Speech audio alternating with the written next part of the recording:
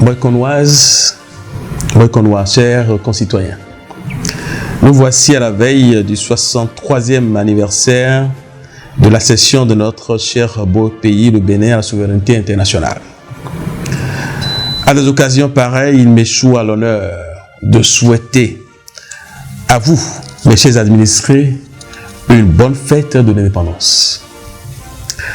Je saisis cette occasion pour souhaiter une bonne fête de l'indépendance au chef de l'État, chef du gouvernement, M. Patrice Guillaume Talon. Je formule le même vœu à l'endroit du préfet de notre département, M. Firmin Aimé-Couton, des responsables des structures déconcentrées, des têtes couronnées et leaders religieux, à mes chers conseillers communaux, des membres de mon cabinet, des cadres et personnels de l'administration, en particulier Madame la secrétaire exécutive. Il me plaît en cette belle occasion de rappeler la dynamique de développement que mon conseil communal et moi avons insufflé à la ville Carrefour depuis le début de notre mandature. En 3 ans, nous avons ouvert environ 50 km de voies dans tous les arrondissements pour permettre d'une part l'extension du réseau de la SBE et de la SONEP d'autre part. La mobilité urbaine également. Ceci a permis, quelques semaines plus tard, aux populations des quartiers bénéficiaires de s'abonner au réseau de la SONEB et de la SPE, dont l'accès a été rendu aisé. Il en est de même également pour l'accès à l'eau potable, outre l'électricité, disais-je. D'importants projets sont en cours dans le cadre de l'électrification d'une 50aine d'agglomérations, pendant que nous avons raccordé à moitié prix plus de 5000 de nos administrés grâce au partenariat entre la commune de Boycon et ONU Habitat. Nul n'ignore l'importance de l'éducation dans une commune que nous voulons prospère. Nous avons en 2 ans et demi impacté le secteur par la construction de plus de 53 salles de classe, 17 bureaux, 17 magasins et une 60aine de toilettes pour créer un meilleur cadre d'instruction et d'apprentissage à nos enfants et à leurs formateurs. Nous sommes convaincus, comme Victor Hugo, que ouvrir une école, c'est fermer une prison, pour ne pas dire c'est fermer des prisons. Pour accompagner les enfants issus de milieux démunis, nous avons distribué gratuitement déjà plus de 21 000 kits scolaires au profit des orphelins, des handicapés, des enfants de prisonniers et d'autres couches défavorisées en s'appuyant sur les centres d'accueil. Tout ceci pour rester en cohérence avec la politique de protection sociale initiée par le président Patrice Talon. En matière de gouvernance économique et financière, une nouvelle dynamique est instaurée. Cela nous a permis d'une part d'augmenter considérablement les ressources propres mobilisées, atteignant pour la première fois de l'histoire de notre commune le milliard de ressources propres en 2022. D'autre part, une rationalisation des dépenses nous a amené à prioriser les dépenses d'investissement au détriment des dépenses de fonctionnement dans nos exercices budgétaires depuis notre avènement.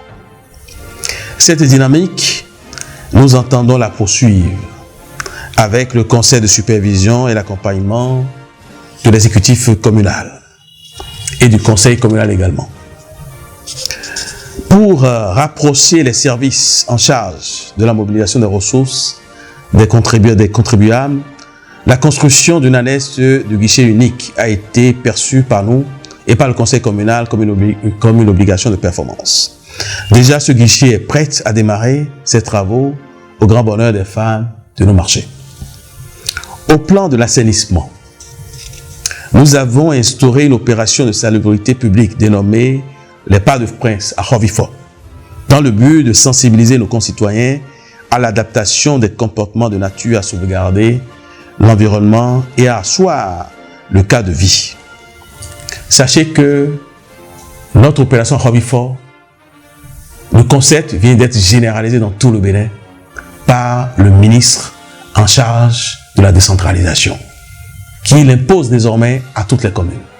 Nous sommes précurseurs, nous on fait en sorte de toujours garder la tête. C'est le lieu d'inviter à nouveau les Boykonoises et les Boykonois à adopter des comportements éco-citoyens dans leur milieu de résidence et d'activité. Au plan culturel, l'ambition est clairement affichée.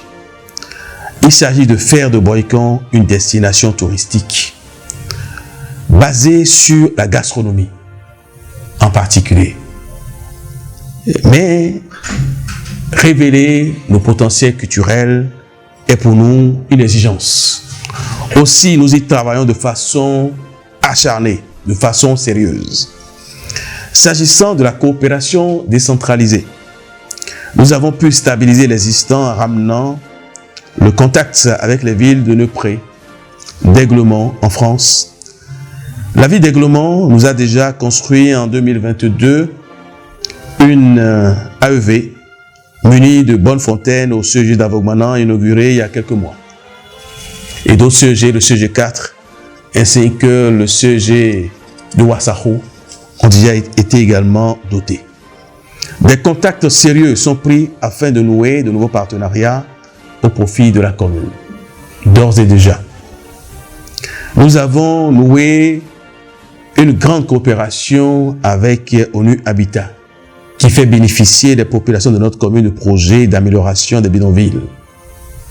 L'association MJ pour l'enfance de mon ami Michel Destin est l'un des partenaires sérieux de notre commune, qui en 2022 nous a construit 6 salles de classe, plus bureaux et magasins et toilettes entièrement équipés, dont 3 à l'EPP Zakpor Adamé Arito et 3 autres à l'EPP Agbanweme. Ils construisent actuellement, alors je vous parle, 3 autres salles de classe, bureaux, magasins et toilettes à l'EPP Batalokoli.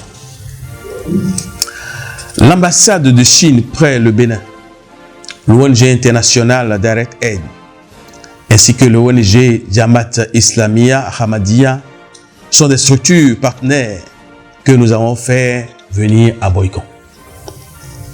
L'une d'entre elles nous a déjà restauré plusieurs AEV dans les arrondissements de Sorokouma.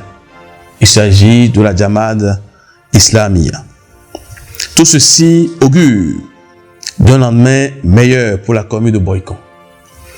L'autre nous a construit un forage à Baountingon, dans l'arrondissement de Sorokouma. Tant d'efforts sont fournis, des efforts que nous ne pouvons évoquer ici. Nous n'avons fait que survoler rapidement ce qui a été fait dans notre commune.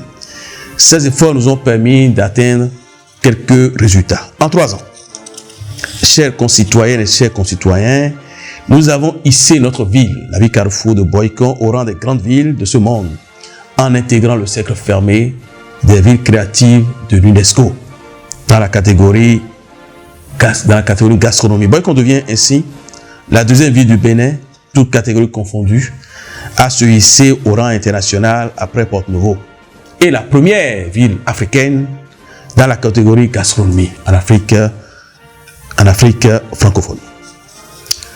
De toute la région ouest africaine où intervient le projet ACES, Boycon est la seule commune à avoir bénéficié de double bonus ACES, avec un apport de 22 millions 2 fois, soit 44 millions, pour la bonne exécution, récompense de la bonne exécution en qualité d'infrastructure et en temps des ouvrages érigés par le projet. Ce prix nous a permis de construire 6 salles de classe avec bureaux et magasins, dont 3 à l'EPP Djongtak Passagon et 3 autres à l'EPP Adamé Adato à Ndiazou. C'est dire que la qualité de la gestion à la tête de la commune dépasse les frontières nationales. Au Bénin, la commune de Boycon a été la 2e commune au concours national Ville durable, grâce aux nombreux efforts que nous ne cessons de consentir pour rendre notre cadre de vie propre et attrayant. Nous avons également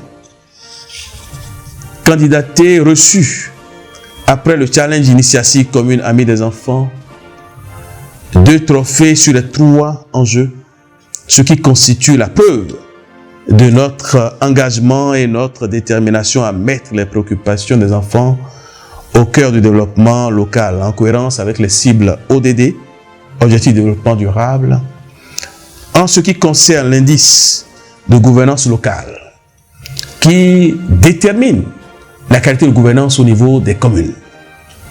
Je vous rappelle que nous avons été, pour l'année 2017, 68e sur 77, et avant-dernière du jour. Et depuis, nous avons fait d'énormes progrès, puisque nous avons été 14e, puis nous sommes remontés à la 48e place, et je suis en train d'apprendre que pour l'année qui s'achève, tout laisse croire que Boycon pourrait se hisser pour la première fois à la 8e place. Mais j'attends confirmation de tout cela dans les jours à venir. Si cette information venait à se confirmer, cela démontrerait les efforts inlassables que nous avons menés pour faire entrer Boycon dans la catégorie des villes les mieux gouvernées de notre pays. Mesdames et messieurs, certaines questions et préoccupations majeures pour vous constituent des chantiers importants de la gouvernance. Malgré les péripéties qui ont jonché ce chantier, l'immatriculation des réserves administratives à Boycon se poursuit avec une innovation.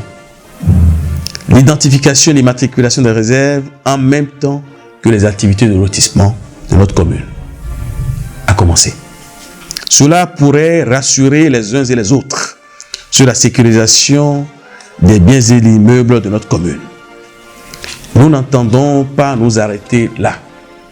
Nous allons désormais engager le vaste chantier d'immatriculation de tous les édifices de notre commune, c'est-à-dire les écoles primaires, les écoles secondaires, la mairie, le marché. Partout où nous avons implanté des édifices publics, nous allons engager le processus d'immatriculation pour avoir en main le titre foncier, qui est le seul document qui atteste de ce que cette terre appartient bel et bien à la commune de Boycon. En matière de mobilisation des ressources, la réforme portée par la loi du 20 décembre 2021 portant code de l'administration territoriale en République du Bénin prévoit en son article 36 que, et je cite, « Le secrétaire exécutif prend les mesures nécessaires pour un recouvrement optimal des recettes de la commune. » C'est donc dire que le maire que je suis n'est plus en charge de la mobilisation de ressources. Néanmoins, je vous invite, comme à mon habitude, au paiement de vos taxes et redevances pour permettre la réalisation des investissements et le bon fonctionnement de l'administration communale. Je reste toutefois convaincu que Madame la secrétaire exécutive de la mairie de Boycon en ce qui concerne les ressources non fiscales et le service des impôts en ce qui concerne les ressources fiscales prendront toutes les dispositions requises. Toutes les dispositions requises pour une mobilisation optimale des ressources, préservant aussi la survie des contribuables et les visions durables des entreprises. En perspective, il est prévu la construction d'environ une trentaine de salles cette année. De mémoire, à Dagamé, à Siougon, à Zalougon, à Soba, à l'EPP Centre, et je l'espère à Rérou, également à Romero. Les ouvertures de voies s'intensifieront. Nous avons bon espoir de pouvoir commencer l'acquisition de quelques engins lourds, notamment une niveleuse ou bien un bulldozer. Ce qui nous permettra d'ouvrir les voies pour permettre le passage des réseaux de la SONEM et de la SBEE. D'autres projets de développement verront le jour pour le bien-être de notre chère population. Je voudrais marquer un arrêt sur l'électrification des quartiers de Boycon. De vastes projets sont actuellement en cours dans beaucoup de quartiers à Boycon. À Sokon, à Lissézoun, Dakpa, à Dagamé, et beaucoup d'endroits qui seront électrifiés, Verrou, qui seront bientôt électrifiés. c'est un tournant majeur de notre commune. Ce que je disais dans mon projet de société, l'électrification de Boycon sera une réalité sous notre mandature. L'État nous y aide. Nous nous aidons également par l'ouverture des voies. Concitoyens et concitoyens, la tâche est immense, je dois le reconnaître. Vos attentes sont grandes et légitimes, je le sais.